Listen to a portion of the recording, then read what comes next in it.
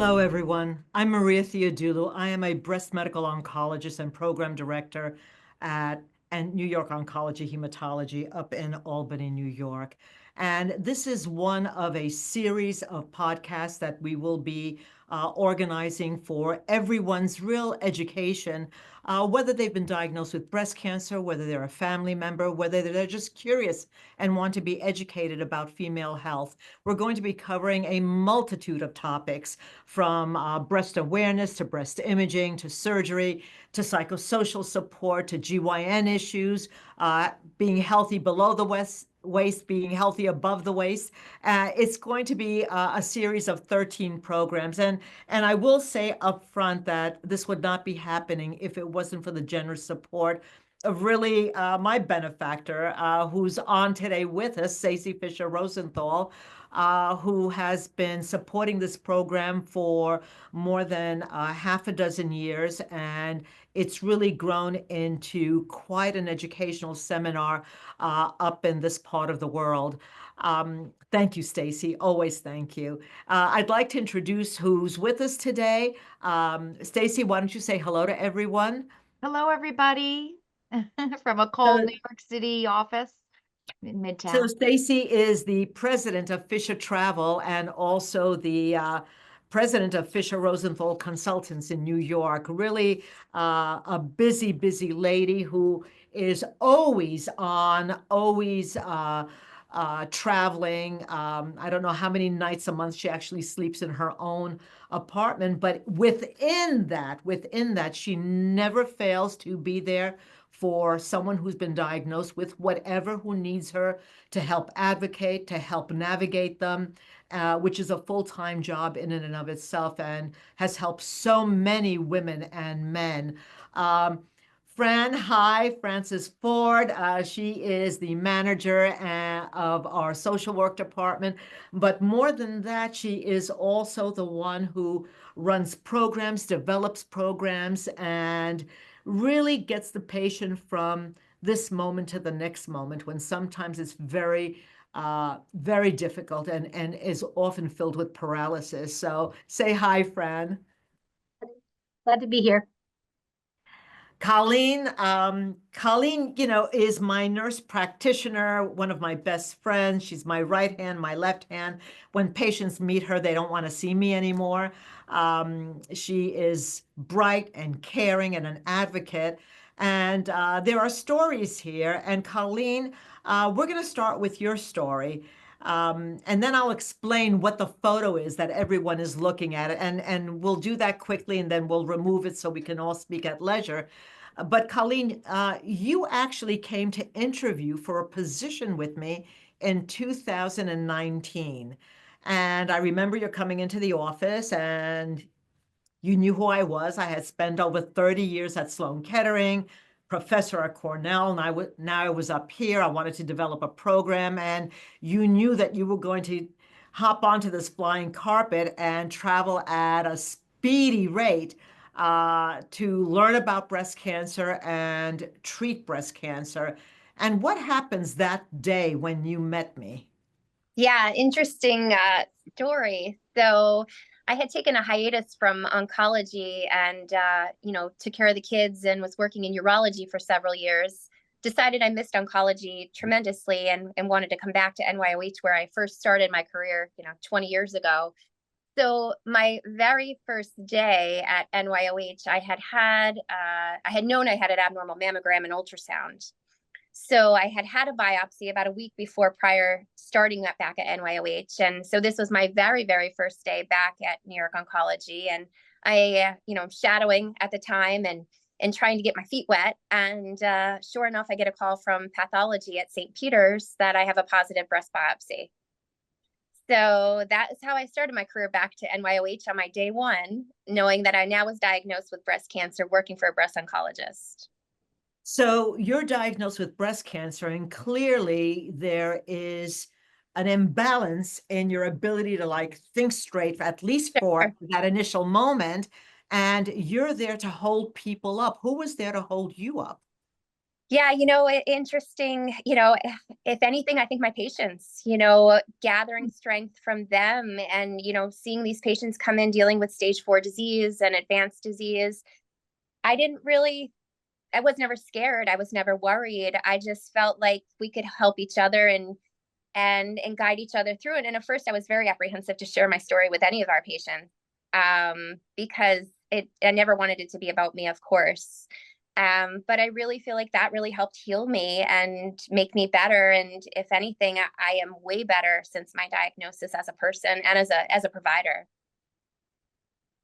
Stacy, you have a story that dates back to this photo that's up on the screen. You were diagnosed 23 years ago with breast cancer, and not just a breast cancer, but a high-risk breast cancer at a time where we didn't have a lot of the individualized therapies that we have today. There were a lot of unknowns, and you had a young child. He was about 6.5, 7 years old at the time, and a husband who was supportive and has continued to be supportive. But you found out that you had breast cancer, and your mom had died from her own malignancy, from a pancreatic cancer. So Correct. now you're told that you have breast cancer and you have a young child. How old were you when your mom died? So when my mom died, I was 32. My mom was 57, so she died very young. And I was diagnosed at 39 years old with a son about to be 7 years old. And, just frozen. And the only thing I didn't want, I said, I'm going to be strong and I'm going to get through this. But I really just didn't want to go through chemotherapy, seeing my mother having gone through chemotherapy and had very short, good days during her 8 month after being diagnosed to her death. So I was like, oh, how invasive is this? And then I went in for a lumpectomy that turned into be much more invasive, and then had to have a double mastectomy, radiation, chemotherapy. And my guardian angel through it all was Dr. Maria Theodoulou, who was just not only my doctor, she was someone who really talked to my husband and I about being strong, being committed to each other, and even talked about sex and talked about things that doctors just never usually go there. And I just really learned so much about myself from through her and got this incredible strength to know that I was going to be one of those lucky ones. And fortunately, I was, and I'm a 23-year survivor. And I look back now, my son is 30, married, is going to be a father in 2024. So just so much to be grateful for. And as Colleen said, my diagnosis made me a better, stronger, clearer human being. So I'm happy to So, support, this organization and to be involved in whatever way I can. well, clearly you are involved, but the bravery of both of you, not only as patients, but as professionals, as mothers, the unknown about what was going to happen to your children, Colleen and Stacy, if things did not go well for you. All of those things fly through, and we can't but not think about them. Um, and I'm going to stop sharing so we can get a better look at all of us. Here we go. And I think those pictures are really important. These stories are really important. Fran, you get to see a lot of patients. Oftentimes, because there's only one of you, you get to see the patients that are in most distress because your time is partitioned. There's just so much that you can do. Clearly, there's a need, and that's a whole other episode that we'll have to address for more psychosocial support, psychiatry, psychology, social work up in upstate New York and probably all around the country. When you meet a patient like Colleen or Stacy, before you start interacting with them, you've read their file, you're waiting for them to come into the door, or you're about to go into the door where they are. What's going through your mind as a woman, as a young mother, as someone who cannot promise them any kind of definitive outcome? Yeah, I think that's a great question. I think for me, I always try to take a breath and go in with an open mind, because I think one thing I've learned is that there's no one way to react to a cancer diagnosis. I think that sometimes patients kind of put on themselves, I should feel this or I shouldn't feel that. And I'm so glad you're bringing that up. The yeah, should. there's no one way. And so the first thing I need to do is listen to what's going on for you. What's most important to It's you. your story. It's not their story. Right. And so putting my Yes, it is my husband's story. It is my son's story. It is my mother's story, but it's really your story. Yes, absolutely. And so even for myself, any of the things I know about myself, maybe I have a child and this person has a child, maybe we're the same age, but that doesn't necessarily mean we're the same person. And so it's so important that I go in with just an open mind to listen to what's going on for you today. And I think, if to do nothing else, to normalize that however you're reacting right now is normal, is okay. And we're going to be here for you and help you through all of the emotions that you might have, because the way you feel today may not be how you feel tomorrow, and we'll be there for you tomorrow when you feel that way. So I think that's sort of my role more than anything, is to just give that space to be I'm whoever. convinced that the first step is the fact that the patient has allowed someone to walk into that room to have the conversation, or have walked into a room to have that conversation. The fact that that energy is being spent to reach for something, wherever that something may be, is a lifeline that's being created. And how strong that lifeline is going to be is certainly the burden of all the multiple disciplines that are going to take care of a Stacy, who are going to take care of a Colleen. Colleen showed me a photo earlier today, and this is a woman who's been in the oncology environment since she was a baby nurse. And I say this with all due respect, Colleen, and I never got your photo to show, but there was this lovely woman who had just gone through surgery, and the whole half of her body was a blood clot. She had to be taken back to the operating room emergently in order to have that taken care of. And so now you're diagnosed with a breast cancer. You go through surgery. All of those things are going through your head. And now you have to be taken back to surgery within 24 hours. What happened in here in those 24 hours? Yeah, I mean, Still the strong Colleen, or did you start to say, uh-oh, what's going on? that's a hard question. In my non-professional life, I've always gained strength from, exercise and sports, and feeling like I've, can conquer the world and do these great endurance events. And So for the audience, Colleen is an Iron Man several times over. right. So I sort of viewed this similar, right? That this became more of an endurance event for me.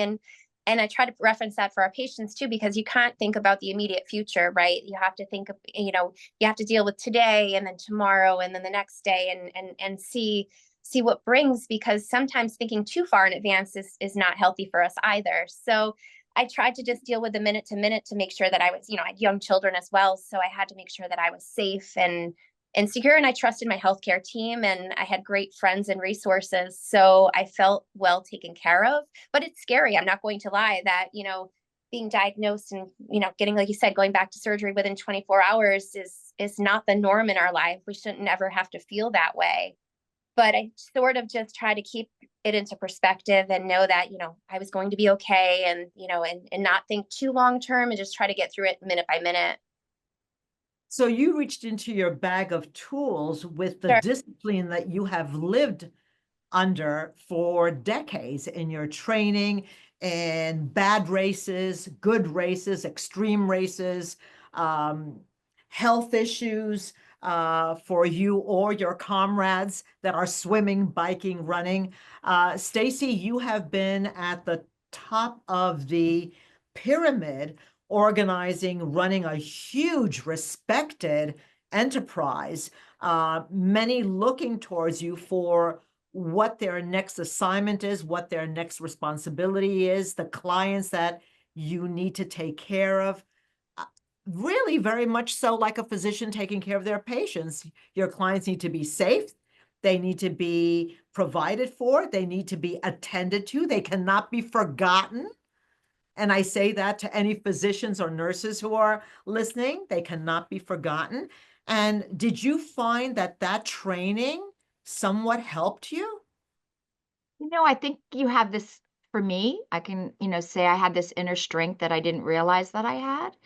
My husband, I don't think we all know how your significant other is going to come through in a crisis situation, and my husband was extraordinarily strong. My support team, I did go to a social worker at Sloan Kettering at the time. I was in a support group, and I'm still friendly with a few women that I actually spoke to someone last week. Her daughter was just diagnosed with breast cancer, so it's kind of come full circle for her biggest fear. And to be able to talk to people when you're going through something like that are going through the same thing or similar things, I think is so healthy. I did integrative medicine. I did yoga. I tried to just get my head into a good place of visualization. I'm a spiritual person. So whatever I could tap into, I did. The first photo that was on the screen was a year after my diagnosis, I had an It's Over party. And during my treatment, my husband and son both shaved their heads when I lost my hair. So that's like the kind of support I'm talking about. It was just unbelievable. And it has made us so strong as a family, and it continues to make us so strong as we continue to move forward. So, Fran, here you have a professional who reaches out to services on patients' behalf. You have truly an advocate and a visionary and someone who's invested in women in general. But not everyone has even the know-how to ask for help. What would you say? What should we be looking for in those patients who maybe because of a educational level or a socioeconomic level or just paralyzed by fear, or maybe their relationship at home isn't the most solid. There's an isolation that occurs. How do we identify that level of isolation in order to help that person move into areas where there will be others to help them? Does that make sense? Yeah. What I think the first thing that comes to mind for me, and something for all of us to remember, is it's never too early for a patient to access help, and it's also never too late. So I think that part of what we're listening for is, how's the patient doing right now? And sometimes being real, in an ideal world, as you mentioned, Dr. Theodore, like an ideal world, we'd have 10,000 social workers, 10,000 therapists, and everybody could access one the minute they're diagnosed. That isn't the world we live in. And sometimes when you're first diagnosed, there's just so much literally going on that finding time for the support group with the therapist may literally not be totally realistic at that moment. And it may be that the way that one is coping, whether it's through exercise or their family, maybe they're not going to access those other supports right now. But then all of a sudden, 6 months later or a year later, it's like, hey, I'm feeling different than I was feeling before. I think that I do need some support. And so I think as providers, to just keep asking. So even the patient that at day one was like, I'm good, I got what I need. 6 months later, a year later, 2 years later, that might be different. And so I think just to keep asking, how are you doing? Is there anything more we could be helping you with? I know we talked about it before, but we do have support groups. Because I just know A little bit about the support groups. What are they like for someone that has no knowledge about them? Sure. And so we run a couple support groups here, but the one that's been here the longest, we've had one support group that has been around for like 20 years. I haven't run it the whole time, but I've run it for the last couple of years. And what's interesting about it, it's for patients with any type of cancer at any stage. And what I find is that half the people in the group come right after diagnosis. I was diagnosed and I need to join the group. And the other half have finished treatment and trying to sort of navigate getting back into quote unquote normal life is more overwhelming than they realize. And that's when they join support group. And so despite different cancers, different stages, different where they are in treatment, there's just a mutual understanding of what it's like and what the fears are. And there's nothing like just talking to somebody else who's been through it. What does it feel like to really wait for scan results? What does it really feel like that headache that I have is like, I'm freaking out that it's progression, like, oh my, in support group, we talk about a pimple on my face can make me go to this place of I'm just so afraid because every symptom means something now. What does it feel like to sort of lose that freedom and not every symptom means the end of the world? There was a time in my life that I didn't do that, and now everything worries me. And there's nothing like just sitting with other people who really understand that. So, and then when that time, I mean, the biggest thing I say is different support for different people and different support at different times in your cancer experience. And I go back to saying that once someone has come to your group or has made that phone call in response to a referral or has reached out to Stacy, can you find out who's the best whatever for whatever, wherever? That's somebody who's already out the door. They're ready to engage. Colleen and I recently saw a rash of young patients, and there was one young woman who was fairly frozen during my initial consultation, and asking her information. It was almost telegraphic, and went through everything from A to Z. And I asked her if she needed anything, and I didn't hear any words, just, but then she turned around and she handed me a piece of paper. And the piece of paper was something that was ripped out of just, a spiral notebook. And it was the handwriting of a young child saying, doctor, spelled in a very D-O-K. And that's the paper she handed me.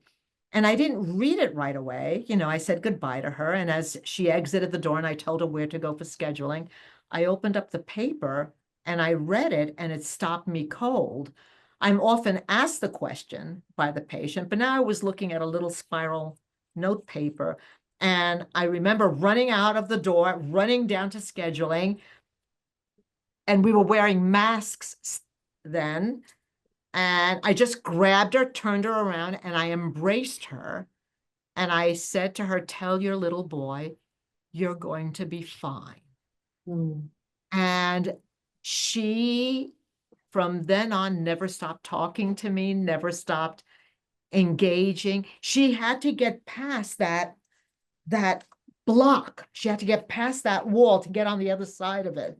Yeah. And it was that little boy's note. And the note has never been brought up again. She's gone on through multiple treatments, doing well, knock wood, but I've kept that note in my wallet. I kept that note in my wallet. And Colleen, you confront this all the time, where we have a sense that something is going on. We have a sense that somebody is asking for help and don't know the 4 letters that make up the word help. What goes through your mind? How do you reach out? How do you call Fran and say, Fran, do you have a moment? Yeah, I think that is so important. So as I said at the beginning, I was very reluctant to share my cancer experience with anyone, professionally, personally, patients.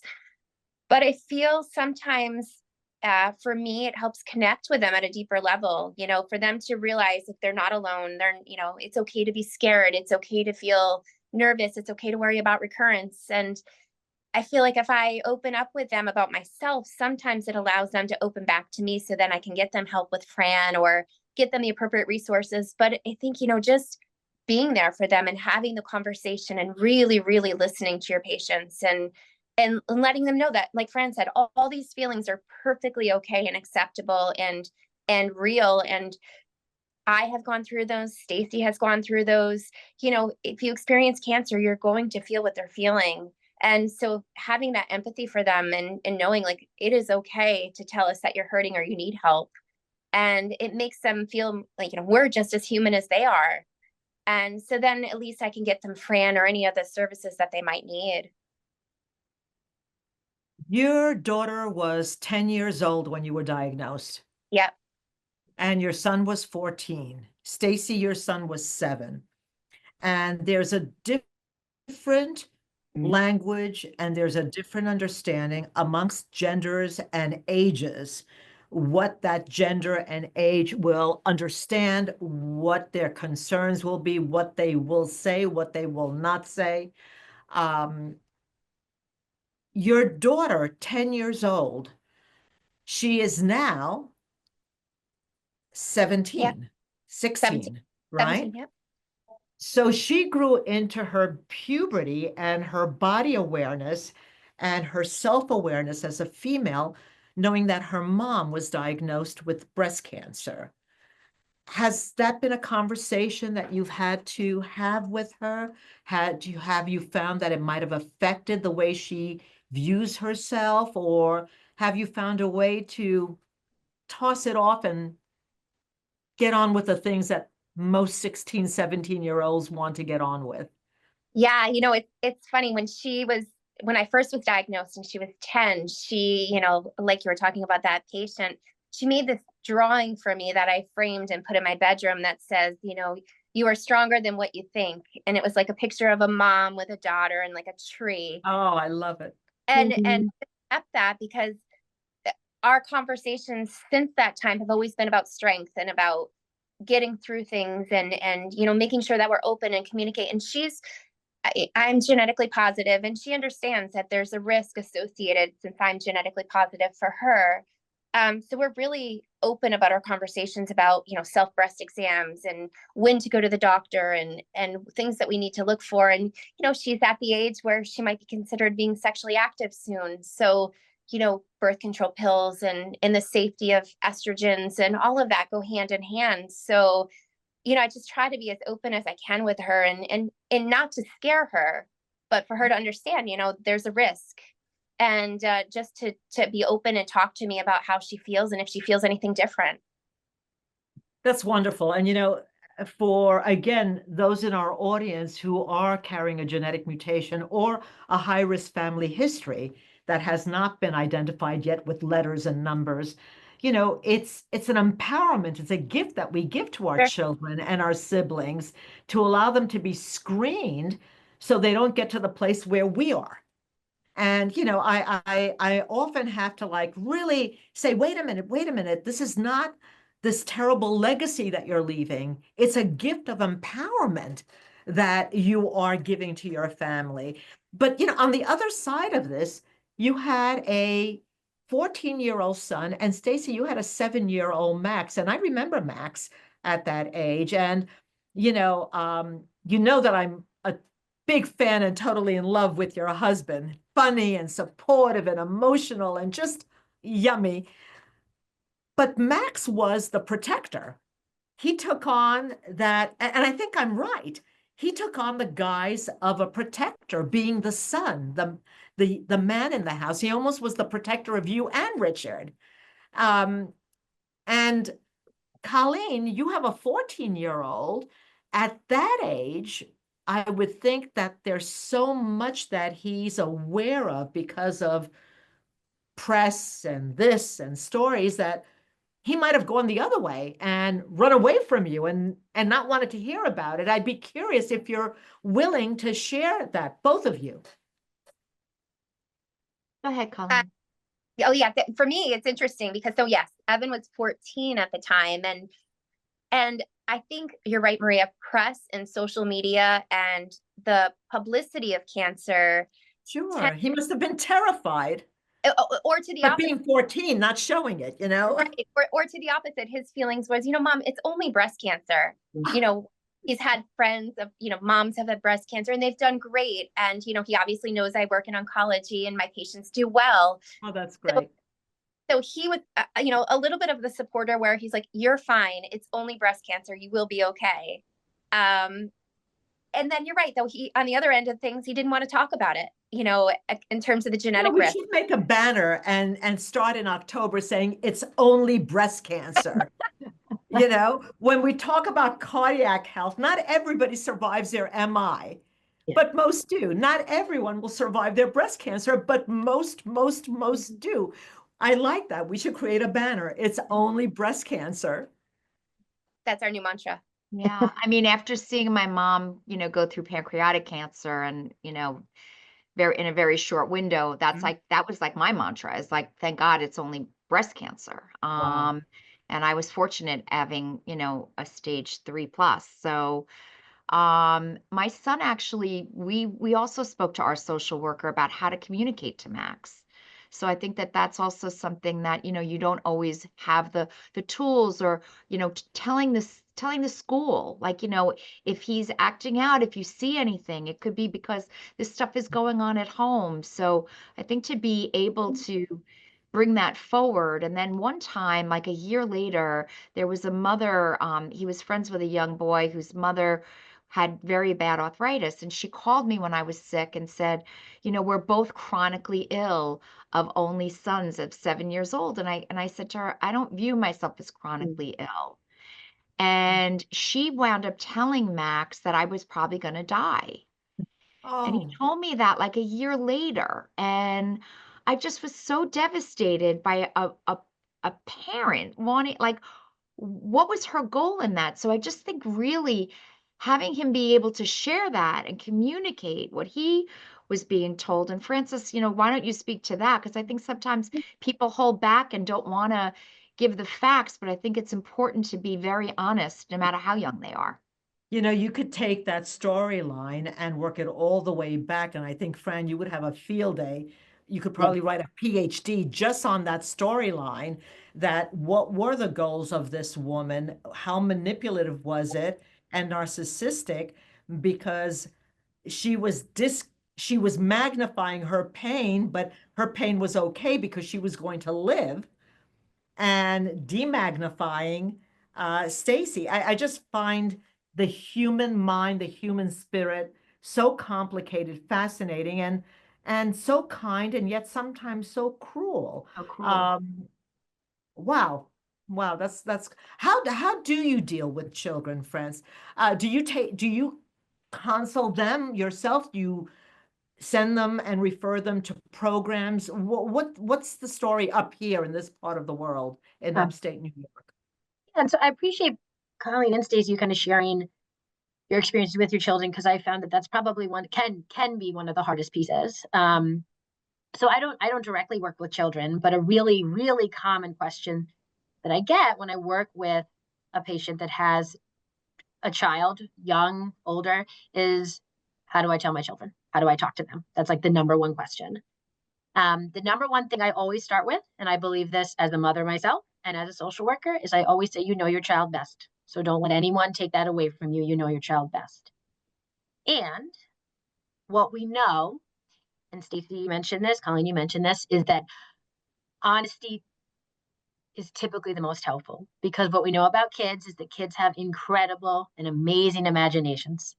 And kids are also incredibly perceptive.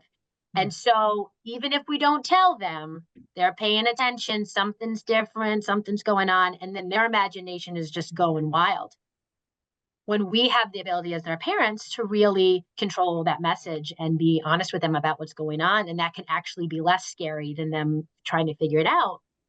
And I've heard a lot of experiences like Stacey mentioned, that somebody else kind of feels like, oh, well, I'll share what's going on or what I think is going on. And so in talking to our children, honestly, we also get to sort of control what the message is, and what we want them to know. And in a And so, language that they understand right, and are not fearful of. absolutely. And I think the other thing is to always say, I may not always know the answer, but you can always ask me. Mhm. And this is not a one-time conversation. We can talk about this again and again. You can ask me. You can also tell me today's not the day. Um, and the other thing I always like to bring up, and I'm really proud that NYOH has this, is that our foundation supports us purchasing books that are very focused on talking to Mhm. children about cancer, because I would imagine all of us in the room know sometimes kids straight up asking them how they feel, they're like, nope, no, I'm not going to be that direct with you. And sometimes we have to sort of go at it a little bit differently. And so sometimes just introducing a book reading a story with them is sort of a less pressured way to kind of start to talk about what's going on. And some of the books are directly about cancer. Sometimes it's just books about feelings, and normalizing that. And the other thing I like to say to patients and families is sometimes we're really worried about getting upset in front of our children. Like if I tell them I might cry, I might get angry. And it's like, that's okay, because you're teaching them that they can let me know when they're sad or they're angry. And so just being your truest self with them and giving as honest as answers you're able to give at any particular time is probably the most helpful. And allowing them to take the journey with you for whatever that journey is.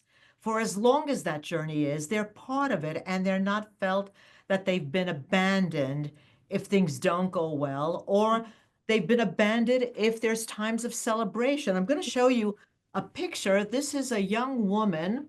I don't know how close I can get this right here. She's with me. She was in her 20s at the time. I met her when she was 12. Her mom was my patient, a ballerina in New York who used to come to my examining table like this in position, and had, unfortunately, when I met her, uh, metastatic breast cancer that had been difficult to control. And way back then, I did not have any magic. And this young mother was dying, and I made a house call.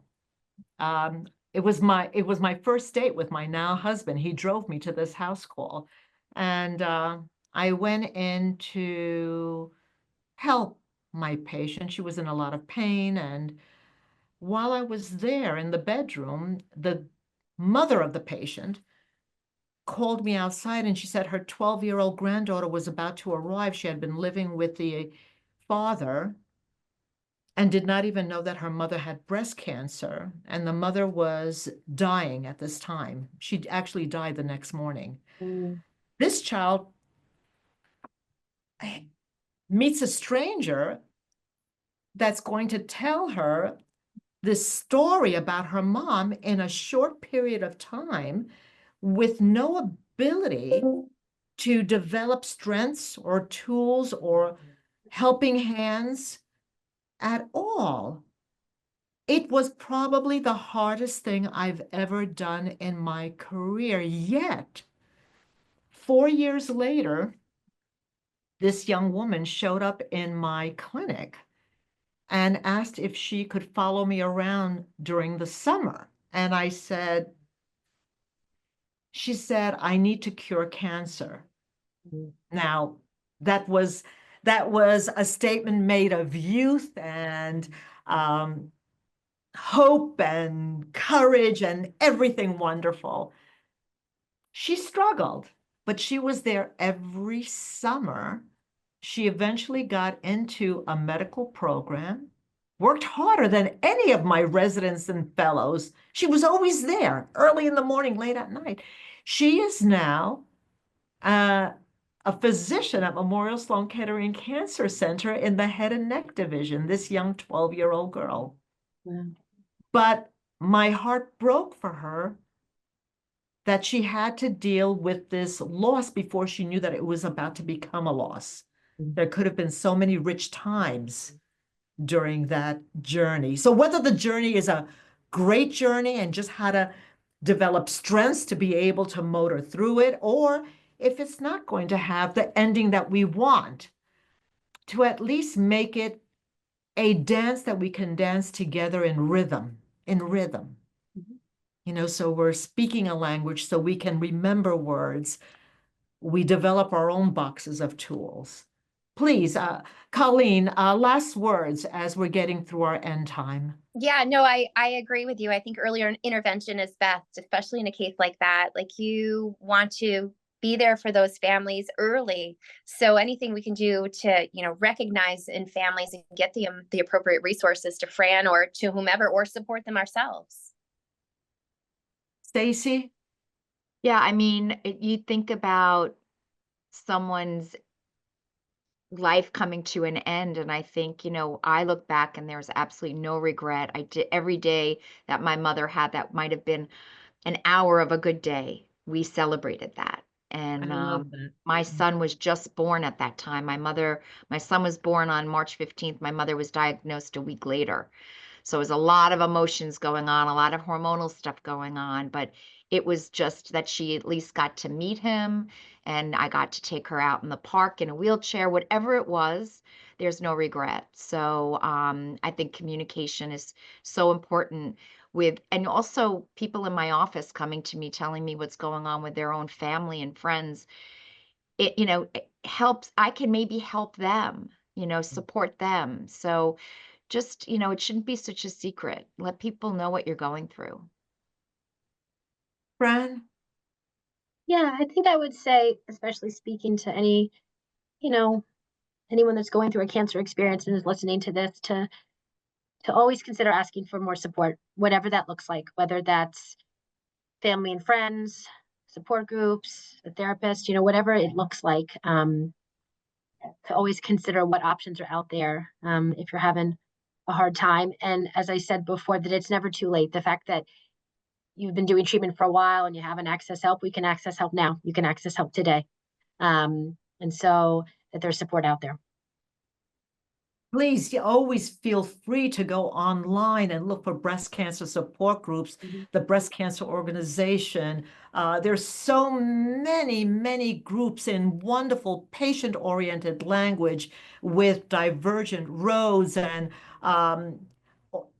with today internet and podcasts and YouTube, you can have conversations and not feel isolated. And I hope this is going to be one of many, many programs. As I said, this is going to be a 13-part first chapter. And then we're going to move on to more programs down the line, which they're really meant for us to have a conversation. What better weapon than having a conversation? What better way of moving forward than the people that are with you during that conversation? I can't thank the three of you enough for giving up your time this morning. Fran, thank you. I wish we could clone you. Thank you. Colleen, what can I say? You are my inspiration and you are my salve every day when I come in. Stacy, I love you. I love you I too. loved you from the beginning. I think I fired you in my mind as a patient so we could be friends. No, but if But I then, hadn't had breast cancer, we might never have met, and my life would oh, not be as well, rich. we would So have met in there another you life. go. There you go. This is really what I wanted. I thank the three of you. Everyone look forward to the next podcast. You'll be able to look and pick and see what you want to be educated on. We actually have a wonderful program that's going to be coming up with Dr. Chow Dang, one of the senior attendings on the breast medical oncology service at Sloan Kettering. We're going to talk about all the updates at the San Antonio Breast Cancer Symposium a few weeks ago and how things have changed. So thank you, everyone. Thank you for joining us, and we'll see you again soon.